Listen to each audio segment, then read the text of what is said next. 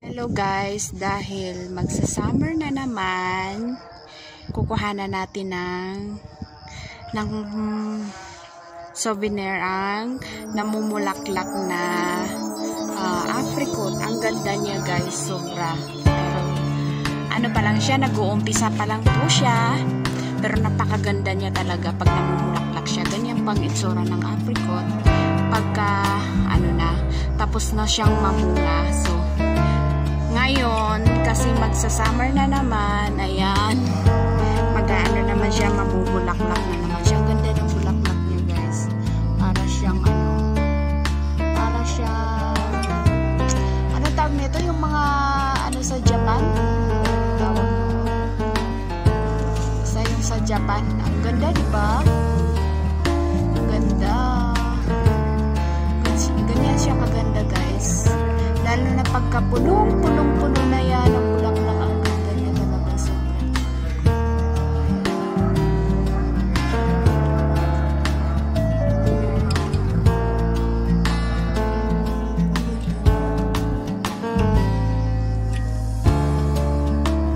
Ganyan siya kaganda.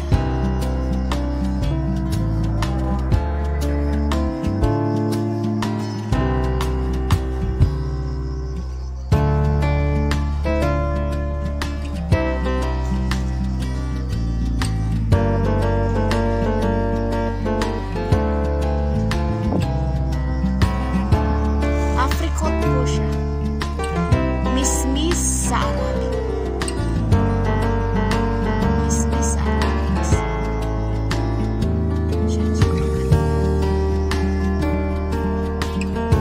Sana pwede magtanong sa Pilipinas na ito.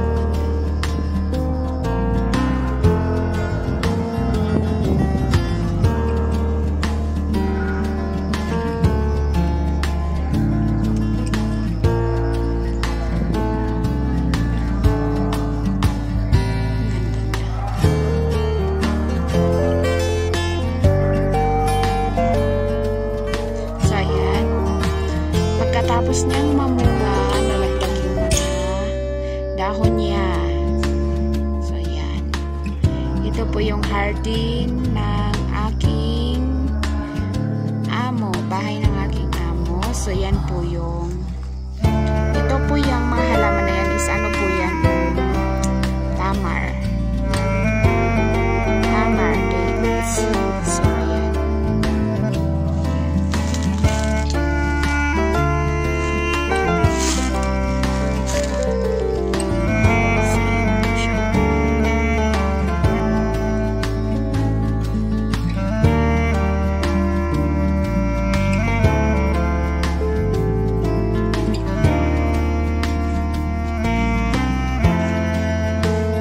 Din po sila. Actually guys, maliit pa lang siya pero namumunga na rin po to. Pero isa-isa lang ang bunga niya.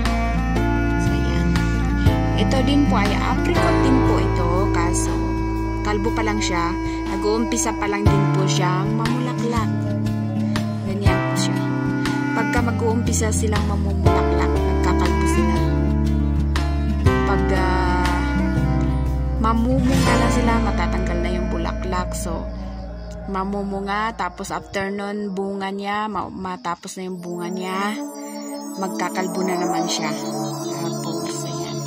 Meron din po sila aloe vera. Aloe vera.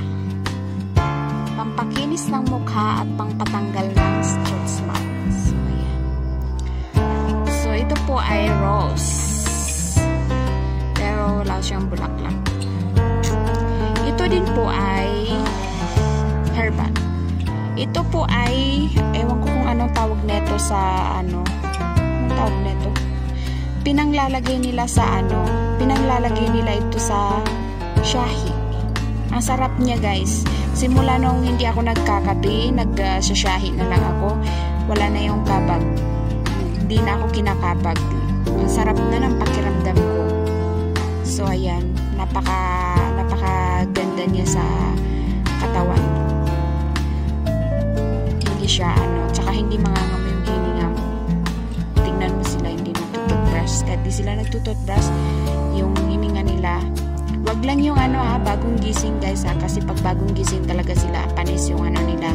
Pero di talaga sila nagtututbrush. Baka nga sa isang linggo 3 beses lang. Hindi naman siguro lahat pero yun lang din napapansin ko sa mga alaga ko. So yan. Pero walang amoy yung hininga nila after nung mag-inom sila ng ganyan, mint, lagyan nila ng mint na ganito. Mint kasi ito sobrang tapang niya, pero pag nilagay mo siya sa tiyahi, sa tea, Lipton, hihalo mo siya, ang sarap sa pakiramdam. So yan po siya, ayan po yung itsura ng okay. Yan po ang itsura ng apricot, kalbo po siya. So ang oras po natin dito ngayon ay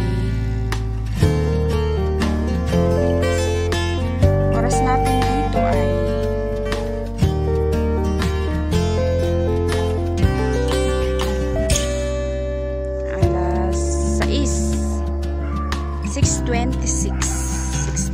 So ayan po. So ayan yung tamar dates. Hindi pa talaga to nabubuhay kasi bata pa, pero matagal na po dito.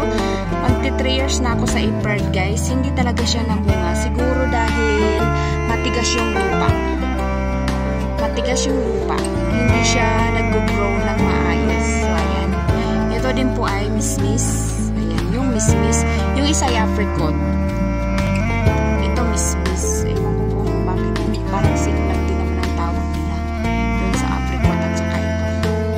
Ayan, nagsisimula na siyang mag-ulap. So ito naman yung bayabas. May bayabas na dito. Imbis na itanim nila dito ay bulaklak, ang ginawa nila ay bayabas. Mga fruits ang tinanim nila. So ayan. Ayan po.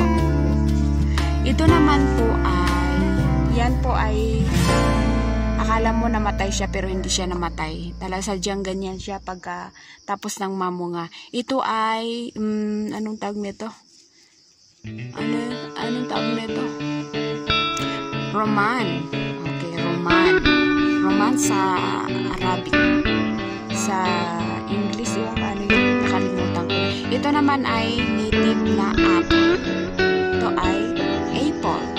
Native siya. Kaya ako nasabing native kasi yung bunga niya maliliit. Pero wala pa siyang bunga guys. Mag-ano pa lang siya. Wala pa. Hindi pa siya nag-bunga sa